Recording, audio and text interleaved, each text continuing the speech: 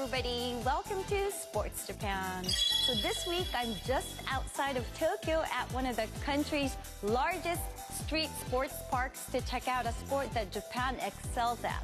Before we get going, let's see what else is on today's show. In Top Scene, we visit the World Samurai Summit for Then in Sporting Seniors, we meet the middle-aged and elderly adventurers turning back the years to go diving. All right, so it's time for some BMX Flatland. BMX Flatland, a sport in which riders show off an array of awesome tricks on a flat arena.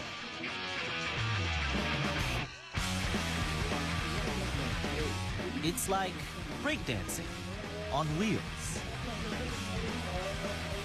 And takes what we'd usually do on a bicycle to a completely different level. Professional Flatlander Kotaro Tanaka joins us to tell us more about this remarkable sport. During his career, spanning more than 2 decades, Kotaro has won countless titles, making a huge contribution to the development of the Japanese flatland scene from its early years. He's so well respected, he's nicknamed the Japanese treasure.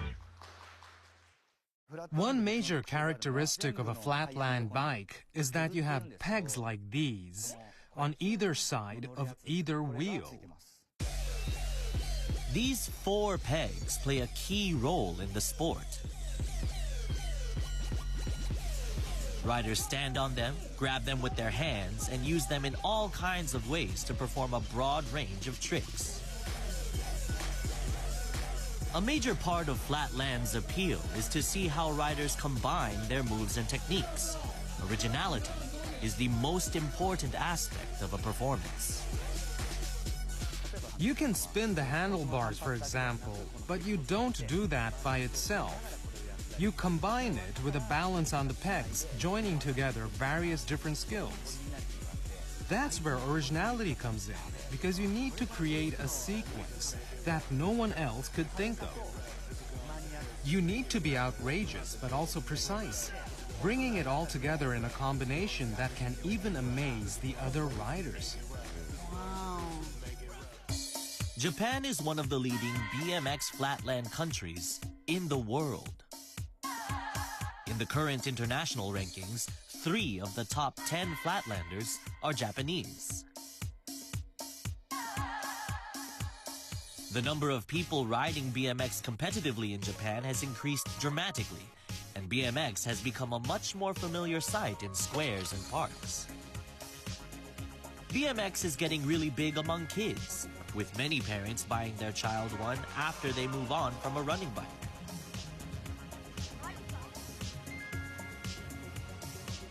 More and more people are starting to see bikes not simply as a means of getting around, but also as a tool for having fun. Flat Arc, a world championship event held in Kobe, is another factor improving the quality of competition in Japan. Flat Arc is held annually and attracts more than 10,000 spectators. The winner takes home over $40,000 US, the biggest cash prize in Japanese street sports. It's the world's largest, highest quality flatland competition, with entries from more than 20 countries and territories. Everyone wants to ride at Flat Arc. The competitors include riders who've won various events over the year on the World Cup circuit. It's a top-quality competition. It's so motivating, and everyone comes together. The creation of Flat Arc is down to the vision of one Japanese flatlander.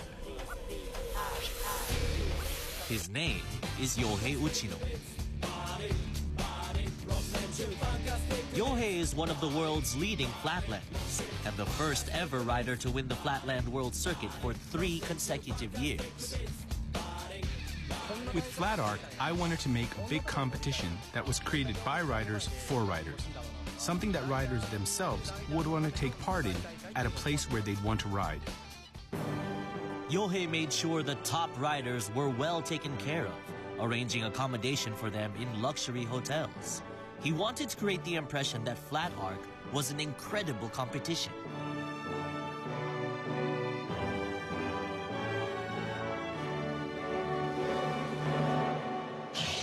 Flat arc began in 2013 and has since expanded in scope every year. It's now recognized as the most prestigious event in the international Flatland calendar. I want Flatlanders to believe that if they focus on their sport and become a world champion, they'll be able to make a living from it one day. Flatlanders from all over the planet just love flat arc. This year's event attracted 160 entrants, both professional and amateur. The open class, which attracts a large number of pros, produced a very tight competition. All of the Flatlanders gave it everything they had, as they scrapped for one of the 6 places in the final round. The system has been changed this year to encourage more aggressive riding. Until last year, 5 judges made an overall assessment on the basis of 5 scoring categories. This year, however, each of the 5 categories is awarded an individual score. Yohei explains the change. There was a focus on the completeness of the performance, so if somebody failed at something, it really impacted their score. This discouraged risk-taking.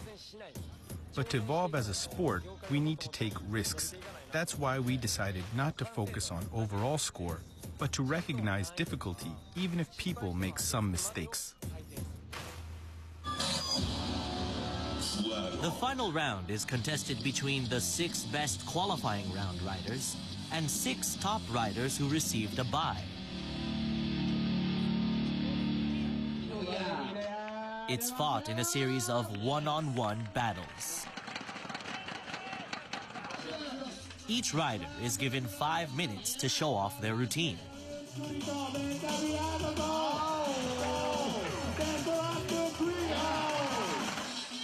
They can take up to 5 goes, but it's up to them how they use their time.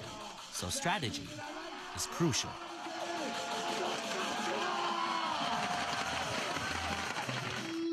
Moto Sasaki wins his first battle and lights up the venue. In the quarterfinal, he faces World Circuit champion Vicky Gomez. Moto performs a wide repertoire of tricks at the very highest level.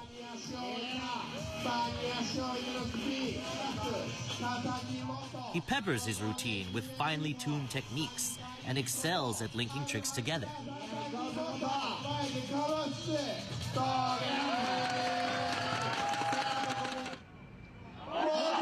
His dynamic style is rewarded, and he scores an upset by beating the World Circuit champion. In the semifinals, Moto faces Mathias Dandois, last year's runner-up. Mathias is well known for his extreme spin techniques.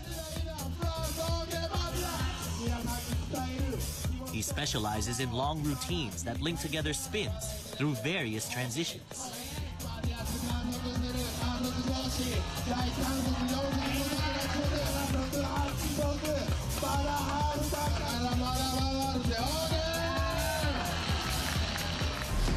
Moto and Mathias also faced each other in last year's semis. Mathias came out on top and left Moto licking his wounds.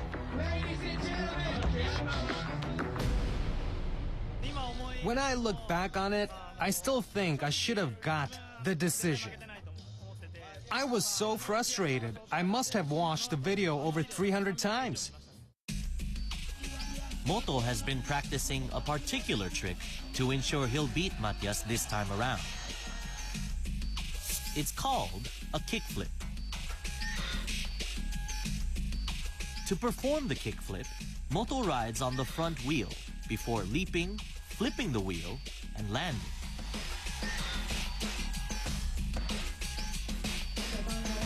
Moto says he doesn't want to beat Matias without including it in his routine. He goes for it again and again.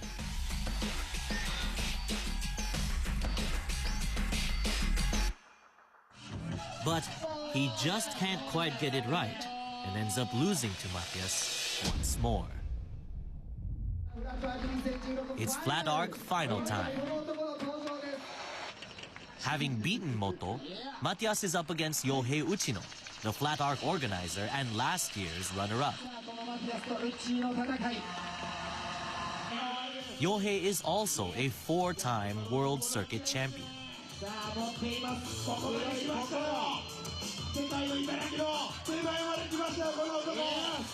Yohei, known fondly as Uchi, begins by showing off the eponymous Uchi spin.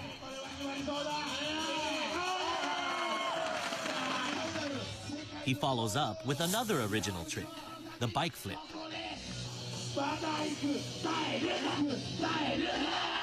Yohei delivers trick after trick. Matias uses his large frame to full effect, completing a series of dynamic transitions.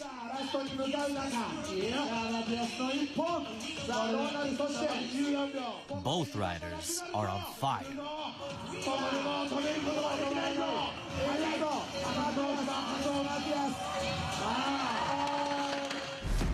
Yohei has been preparing something special for the final. It's a trick routine he first used against Matias in the quarterfinal last year. He went for a backward-moving wheelie without using the pegs, before linking other tricks into the rest of the routine. He couldn't make it happen, however, and lost out on making it 3 back-to-back victories. Yohei has been refining his backward wheelie routine for this year's flat arc. With just 16 seconds left, he decides to go for it.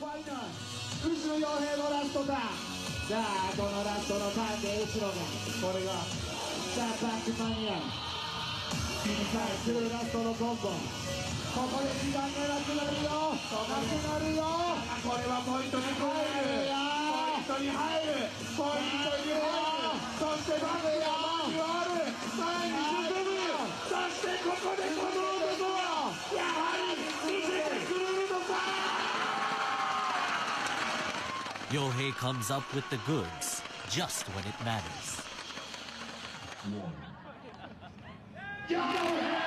His risk-taking attitude and pure determination win him another flat arc crown.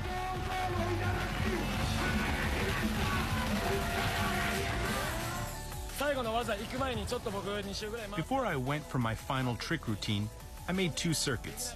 I told myself that I'd spent the past year working to perfect it, the routine that I couldn't deliver last year. At next year's event, I'll keep trying new things to drive Flatland forward. Kotaro, who helped Yohei organize the competition, says he is as delighted by Yohei's victory as if he had won himself. Yohei worked hard to create the competition rules and organize the event over the past several months to get everything ready for the day. He practiced so much too. I think it resulted in a really high-quality tournament. Kotaro describes the difficulty of Yohei's routine.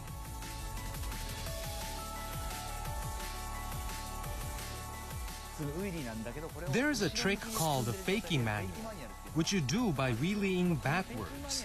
It's a trick that's already difficult in itself. It doesn't look that difficult, though. It may not look so hard, but it's really high level. Unless your center of gravity is exactly right with the fakie manual, you'll fall. A superior sense of balance is essential. The next transition part is just too difficult for anyone to do, and no one else has even thought of it. From there, Yohei has to transition again to continue the routine. Check his feet. He's standing on the pedals, not the pegs. It's really difficult to do this in the wheelie position. It's also really hard to move from this wheelie into the backward moving technique that we can see now. Can other competitors do the tricks? No one can. Some riders can do parts of Yohei's trick sequence, but the whole thing, no one else can do it. Yohei Uchino continues to push the envelope, not just for himself, but for future generations. With a freestyle sport like ours, we have to come up with the rules. We have to keep evolving BMX Flatland for young people in the future.